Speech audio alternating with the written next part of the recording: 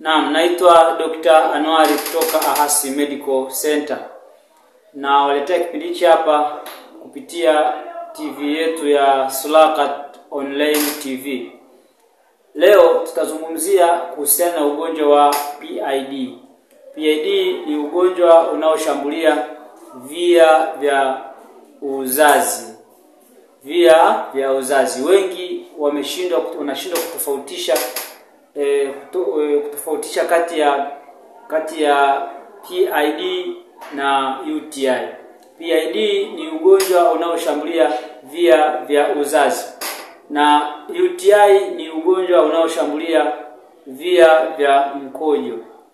Ukisema via vya uzazi tunamaanisha kuanzia kwenye uke, vagina, kuja kwenye mlango wa kizazi, cervix, kuja kwenye kizazi chenyewe ambacho kinaitwa uterus, lakini pia kuja kwenye fallopian tube, mirija ya uzazi, na ovari, sehemu ambapo yai la kike linazalishwa, inaitwa ovari. Hivi via vyote vinaweza vikashambuliwa na bakteria na wakasababisha PID. Lakini tukisema UTI tunamaanisha ni urinary tract infection. Nayo ni wadudu ambao wanashambulia via vya mkojo. Via vya mkojo navyo tunamaanisha kuanzia kwenye uke, kuja kwenye kibofu, kuja kwenye ureter, mirija ya mkojo, kuja mpaka kwenye figo. Umeona sasa? Kwa hiyo PID na UTI ni magonjwa ambayo ni patchy, ni kama yanafanana, yanashambulia mifumo ambayo ni pacha. Kuna sehemu hii mifumo inaachana. Kwa hiyo wadudu wakiingia kupitia uke, wanakwenda wakiingia kwenye mfumo wa uzazi, wanakwenda kusababisha pelvic inflammatory disease, kusababisha PID. Wakiingia kwenye mfumo wa mkojo, wanakwenda kusababisha UTI. Dalili za haya magonjwa hazifanani, lakini zinaelekeana sana. Kwa hiyo kama hujui, unaweza ukashindwa kutofautisha baina ya PID na UTI. Mimi leo nafundisha PID, pelvic inflammatory disease. Ni ugonjwa ambao unashambulia via vya uzazi. Hao wadudu, ugonjwa huu unasababishwa na bakteria. Hao bakteria wakishambulia sehemu ya nje ya mfumo wa uzazi, yani kwenye uke, basi tatizo linaanzia pale. Hao wadudu bakteria wakishambulia kwenye mlango wa kizazi, basi tatizo linaanzia pale. Hao wadudu wakishambulia kwenye kizazi kabisa, basi tatizo linaanzia pale. Hao wadudu wakishambulia kwenye mirija ya uzazi, tatizo linaanzia hapo. Au hao wadudu wakishambulia kwenye ovari, kwenye jiko linapoanguliwa lile yai la kike, tatizo pia linaanzia pale. Huu ugonjwa wa PID ni ugonjwa hatari kwa sababu hata kufanya unaathiri tendo zima la urutubishaji yai. Mtu ambaye amekaa na PID muda mrefu ni ngumu sana kupata ujauzito. Ni ngumu sana kwa sababu via ambavyo vilikuwa viprocess mchakato mzima wa urutubishaji wa yai ndivyo hivyo vinavyoshambuliwa. Dalili za PID ni 4 ama kama sio 5. Core symptoms of PID ni 4 kama sio 5. Kwanza, dalili kubwa ya PID ambayo unaweza kuitofautisha na UTI. Dalili ya kwanza ni kutoka uchafu, ute mzito na unaotoa harufu. Kwa upande wa UTI kule ni ute, inawezekana usiwe mzito lakini hautoi harufu. Ukiona unatoka uchafu ambao unatoa harufu, anza kufikiria PID.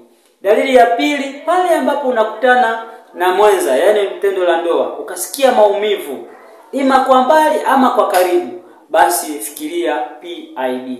Lakini pia pale ambapo utakutana na mwenza ama utafanya tendo la ndoa, baada ya tendo la ndoa ukagundua kama kuna damu inatoka, ujue hiyo ni dalili za PID. Lakini jambo lingine, utakapokuwa umesikia maumivu sehemu ya nyonga, ama tunasema maumivu ya mgongo ama loin pain, kuanzia kwenye kama sehemu ya chini ya mbavu hapa, chini ya mbavu kuelekea nyuma, kuelekea kwenye uti wa mgongo unapovalia pengine mkanda hivi namna hii kwa nyuma hapa. ukawa unasikia maumivu makali, unakuwa mzito. Yaani kila ukitaka kufanya, yaani unasikia maumivu kabisa, yale maumivu ambayo ni persistent, yaani yanaendelea. Uwezo ukainama, unainama kwa tabu, uwezo kunyanyua kitu, uwezo kulala hivyo, kilala hivyo unasikia maumivu makali. Dalili za PID.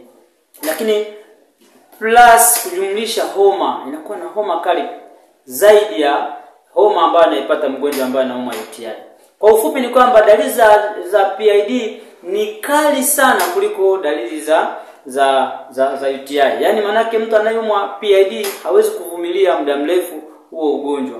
Ni ugonjwa ambao zinaanza pamoja mpaka zinatisha. Basi hiyo ni dalili za PID. Ikumbuke kwamba PID ni ugonjwa wa kina mama. Unaweza kupata mama mjamzito na mama ambaye sio mjamzito. Ni ugonjwa wa kina mama. Mwanaume hawezi kuumwa PID. Hiyo lieleweke vizuri. Kwa hiyo wewe mama ambapo utakapokuwa umesikia hizo dalili nilizokutajia hapo ama zinginezo, ni muhimu sana kufikiria na haraka sana kukutana na daktari kwa ajili ya kushauri na kufanyia uchunguzi wa kina. Hapo ndipo ninaweza kusema kwamba ukishagundua hizo dalili usikae nazo, kwa sababu mfumo wa uzazi ni mfumo silent. Yaani mpaka uje kustuka tayari ushachelewa. Tofauti na mifumo mingine, huu unaweza kukaa na ugonjwa muda mrefu, unatafunwa, siku unakuja kuonesha zile dalili, sasa umeshachelewa tena. Kwa hiyo naombeni tulielewe hilo. Huo ndio unaitwa ugonjwa wa PID. Tunashauri usifanye matibabu yoyote mpaka umeshauriana na daktari amekufanyia uchunguzi. Nazungumza kwamba PID ni ugonjwa hatari, unashambulia via vya uzazi, lakini pia ni ugonjwa ambao unapona, unatibika. Wahi mapema kituo cha afya, wahi mapema Ahasi Medical Center ufanywe matibabu. Nashukuru sana kwa kunisikiliza. Naitwa Dr. Anuari kutoka Ahasi Medical Center.